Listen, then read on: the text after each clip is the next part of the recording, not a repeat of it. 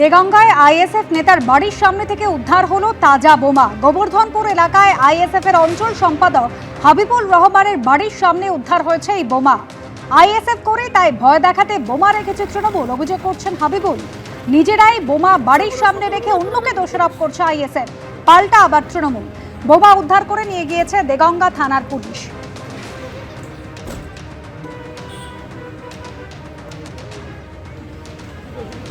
দেগঙ্গায় ISF নেতার বাড়ির সামনে উদ্ধার হয়েছে তাজা বোমা। গোবর্ধনপুর এলাকায় আইএসএফ এর অঞ্চল সম্পাদক হাবিবুল রহমানের বাড়ির সামনে উদ্ধার হয়েছে এই তাজা বোমা। ঘটনাস্থলে এসেছে পুলিশ, বোমা উদ্ধার করে নিয়ে গিয়েছে। ২৬-এর পর তো এই কেন্দ্রীয় সরকারই থাকবে না। এবছর পশ্চিমবঙ্গে ভোট থাকলেও দিল্লির সরকার নিয়ে ইঙ্গিতপূর্ণ মন্তব্য করলেন মমতা বন্দ্যোপাধ্যায়। ওর অনেক দিনের স্বপ্ন মোদিজিকে সরাবেন, জীবনে পারবেন না, পাল্টা খোঁচা দিয়েছেন শুভেন্দু অধিকারী।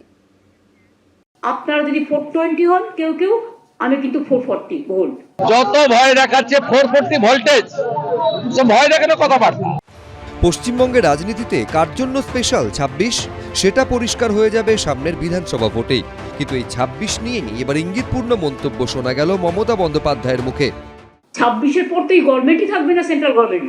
ওনার অনেক দিনের স্বপ্ন মোদিজিকে সরাবেন, জীবনে পারবেন না। ইতিমধ্যে এসআইআর বিরোধিতার সুরকে পশ্চিমবঙ্গ থেকে দিল্লি অবধি নিয়ে গেছেন মমতা বন্দ্যোপাধ্যায়। তাৎপর্যপূর্ণভাবে এবার তার মুখে শোনা গেল বিশ্বব্যাপী প্রচারের কথা। অনেক ঘটনা ঘটে গেছে ইতিমধ্যে, আমরা কিন্তু এখনো মুখ খুলিনি। ভদ্রতা করেছি, পার্লামেন্টও চালাতে দিয়েছি। আমায় আঘাত করলে কিন্তু আমি প্রত্যাঘাত করি। ইন্ডিয়া এই ডেমোক্রেটিক সেটআপ আর ডেমোক্রেটিক কালচার নিয়ে দরকার হলে ওয়ার্ল্ড ওয়াইড আমি প্রচার করব। কদিন আগে বিহারে ভোট হয়েছে, 243-এর মধ্যে 282 বিজেপি পেয়েছে। দিল্লিতে 27 বছর পরে ফজরিওয়াল হেরে গেছে, বিজেপি জিতেছে। এবারে চিটিং তৃণমূল হারবে, বিজেপি জিতবে। বিজেপিকে পশ্চিমবঙ্গে জেতাতে এসআইআর করছে নির্বাচন কমিশন, এই অভিযোগ প্রথম থেকেই তুলে আসছে তৃণমূল। ভোট যখন দোরগোড়ায় তখন এদিন ফের একযোগে কমিশন ও বিজেপিকে নিশানা করলেন মমতা বন্দ্যোপাধ্যায়।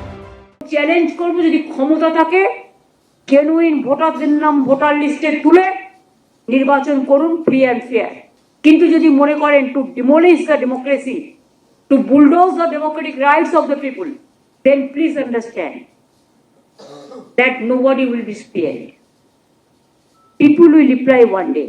এসআইআর এর নাম করে সর্বনাশী খেলা খেলছেন, সর্বনাশগ্রস্ত লোকগুলো। এরা আদৌ এদের সাইকিয়াট্রিক প্রবলেম আছে কিনা আমি জানি না। জঙ্গিদের মতো কথাবার্তা, ক্ষমতা হারানোর ভয়ে উন্মাদ হয়ে গেছে। 15 বছর কাজ করার পরেও, 500 ভাতা বাড়িয়ে দেওয়ার পরেও এত ভয় কেন? এটা ক্ষমতা হারানোর ভয়ে আতঙ্কিত। ফাইনাল ভোটার লিস্ট বেরোলে এই খালা মমতাকে বলতে হবে যে আমি ভোটে লড়বো না। উনি প্রাক্তন হবেন, উনি জানেন। আপাতত সবার নজর পশ্চিমবঙ্গের ভোটের দিকে, কিন্তু ২৬-এর পর কেন্দ্রে কি হবে, কিসের ইঙ্গিত দিলেন মমতা বন্দ্যোপাধ্যায়? সুমন ঘরাই, বিজন চক্রবর্তী, এবিপি আনন্দ। জোট চর্চা থেকে জমি ভরাট, একাধিক ইস্যুতে ফের একবার তপ্ত হলো কলকাতা পুরসভার বাজেট অধিবেশন। তৃণমূলকে আক্রমণ শানালেন বিজেপি কাউন্সিলর সজল ঘোষ, পাল্টা আক্রমণ করলেন ফিরহাদ হাকিম। মঙ্গলবার ছিল কলকাতা পুরসভার বাজেট অধিবেশনের শেষ দিন। এদিনও একাধিক ইস্যুতে চলল শাসক বিরোধী তরজা। অধিবেশনের শুরুতে বক্তব্য রাখতে উঠে জলাভূমি ভরাটের অভিযোগ নিয়ে সরব হন সজল ঘোষ। পাল্টা বিজেপি কাউন্সিলরের আনা অভিযোগ অস্বীকার করেন মেয়র।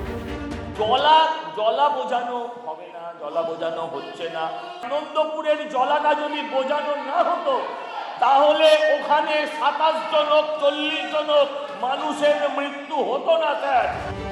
এরপর তর্কের বিষয় হয়ে ওঠে কুর্সি। আমি অপোজিশন ওইখানটা বসতাম, যেখানে সজল বছর ঠিক ওই চেয়ারটা আমি বসতাম।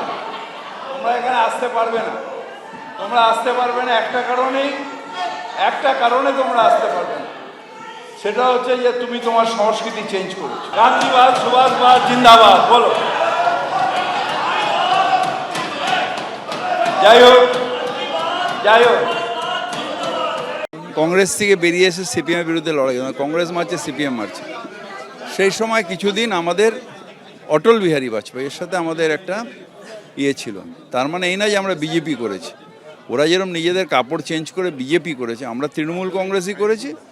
দরকারে আমরা কিছুদিন অ্যালায়েন্সে ছিলাম, স্যার আমরা ইউপিএ যেরকম অ্যালায়েন্সেও তো আমরা ছিলাম, বহুদিন ছিলাম। না না, মেয়র না, মেয়র হবে না, কোনোদিনই মেয়র হবে না। আমার দল আদর্শচ্যুত হয়েছিল, মেয়র আদর্শের কথা বলছেন। আমার বক্তব্য হচ্ছে আজ থেকে 15 বছর আগে, 20 বছর আগে তখন কি বিজেপি গোটসেবাদী তখন ছিল না? যদি ছিল ওনার কথা অনুযায়ী, আজ যদি থাকে তাহলে তখনও ছিল। তাহলে সেদিন গোটসের হাত ধরতে ওনার যন্ত্রণা হয়নি, গোটসেকে তখন সমাজসেবী মনে হয়েছিল, আজকে গান্ধীজির খুনি মনে হচ্ছে। জোট থেকে দল বদল, নানা ইস্যুতে চড়তে থাকে তরজা। শোনো, কারোর সাথে জয়েন্টলি যাওয়া মানে নিজের আদর্শ ছাড়া নয়। কারোর সাথে জয়েন্টলি যাওয়া মানে নিজের আদর্শ ছাড়া নয়। নিজের আদর্শ ছাড়া যখন গান্ধীর থেকে গোডসের দিকে যাওয়া হয় তখন আদর্শ ছাড়া। তৃণমূল বিজেপির এই বাকযুদ্ধ নিয়ে কটাক্ষ ছুড়ে দিয়েছে বামেরা। দুজনেই তো তাই, প্রত্যেকে ওরা দুজনেই তো দলবদল। মেয়র সাহেবও তো কংগ্রেস ছিলেন, কংগ্রেস থেকে টিএমসি, আর বিজেপিও তাই, সেই অবস্থাটাই হয়েছে। এটা কি বলবো, এটাই হচ্ছে সিস্টেম। মানুষের কাছে প্রকাশ করছে তাদের ভেতরে একটা সামনে লোকালয়ের সামনে দূরত্ব, ভেতরে ঠিকানা। জোট তরজা থেকে জমি ভরাট, একাধিক ইস্যুতে তপ্ত হল কলকাতা পুরসভা। অর্ণব মুখোপাধ্যায়ের রিপোর্ট, এবিপি আনন্দ, কলকাতা। ইচ্ছাকৃতভাবে মামলার জটে আটকে রাখা হয়েছে আরবি সহ 2টি বিষয়ের শিক্ষক নিয়োগ। দ্রুত আইনি জট কাটিয়ে প্যানেল প্রকাশের দাবিতে মঙ্গলবার রাস্তায় নামল মাদ্রাসার আন্দোলনকারী চাকরি প্রার্থীরা। শিয়ালদা থেকে ধর্মতলা পর্যন্ত হলো মিছিল। সামনে ইলেকশন নির্বাচন রয়েছে, তার পূর্বে আমাদের সমাধান না করা হয়, এই পরিকল্পনা, এই বঞ্চনার অবসান না ঘটে, তাহলে সেক্ষেত্রে আমাদের বৃহত্তর আন্দোলন হবে। বিধানসভা ভোটের মুখে ফের রাস্তায় নামল চাকরি প্রার্থীরা।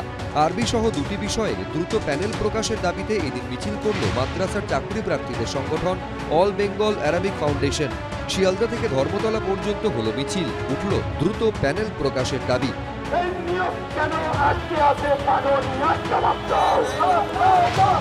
চাকরি প্রার্থীদের দাবি, 2023 সালে মাদ্রাসা কমিশনের শিক্ষক নিয়োগের পরীক্ষা হয়, সেখানে বাকি সব বিষয়ে শিক্ষক নিয়োগ হলেও মামলার কারণে আটকে রয়েছে আরবি সহ 2টি বিষয়ে 656টি পদে শিক্ষক নিয়োগ। চাকরি প্রার্থীদের অভিযোগ, মাদ্রাসা কমিশনের ভুলেই এই মামলা হয়েছে আদালতে। 2023 সালে পরীক্ষা দিয়েছি, 3 বছর হয়ে গেল। মাদ্রাসায় বিভিন্ন ক্লাসে বিভিন্ন সাবজেক্টের ক্ষেত্রে শিক্ষক নিয়োগ হলেও পরিকল্পিতভাবে অ্যারাবিক এবং অ্যাডভান্স অ্যারাবিকটাকে একেবারে কোর্ট কেসের বাহানা দিয়ে সেটাকে বন্ধ করে রাখা হয়েছে। মাদ্রাসার যেটা ব্যাকবোন, সেই অ্যারাবিক ল্যাঙ্গুয়েজটাকেই পরিকল্পিতভাবে বন্ধ করে রাখা হয়েছে। তারই প্রতিবাদে আমরা বহু জায়গায় এসেছি, তারই আজকের একটা খণ্ডচিত্র দেখছি আপনারা। আন্দোলনকারীদের পাশে দাঁড়িয়ে এদিন দ্রুত সমস্যা সমাধানের দাবি জানিয়েছেন ফুরফুরা শরীফের পীরজাদা তোহা সিদ্দিকী। এরা রাস্তায় ভিখারির মতন বসে আছে, আর যে দাবিটা নিয়ে বসে আছে ন্যায্য দাবি, আজকে এরা নিয়ে রাস্তায় বসতো না যদি পশ্চিমবঙ্গের মুখ্যমন্ত্রী উনি যে প্রতিশ্রুতি দিয়েছিলেন সে ওয়াদা যদি পালন করতেন। ভালো খবর না আসছে এরা ততক্ষণ এই জায়গা ছাড়বে না। যদি রমজান মাস এসে যায়, আপনার সাধারণ মানুষকে দেখবে এদের পাশে বসে আছে, এই রাস্তার বন্ধ করে আমরা ইফতার খুলবো, নামাজ পড়বো। বুধবার মাদ্রাসা কমিশনের নিয়োগ সংক্রান্ত মামলার শুনানি রয়েছে হাইকোর্টে। আন্দোলনকারীরা চাইছেন আইনি জট কাটিয়ে দ্রুত হোক নিয়োগ। সত্যজিৎ বৈদ্য, ময়ূখ ঠাকুর চক্রবর্তী, এবিপি আনন্দ, কলকাতা। এবিপি আনন্দ, এগিয়ে থাকে, এগিয়ে রাখে।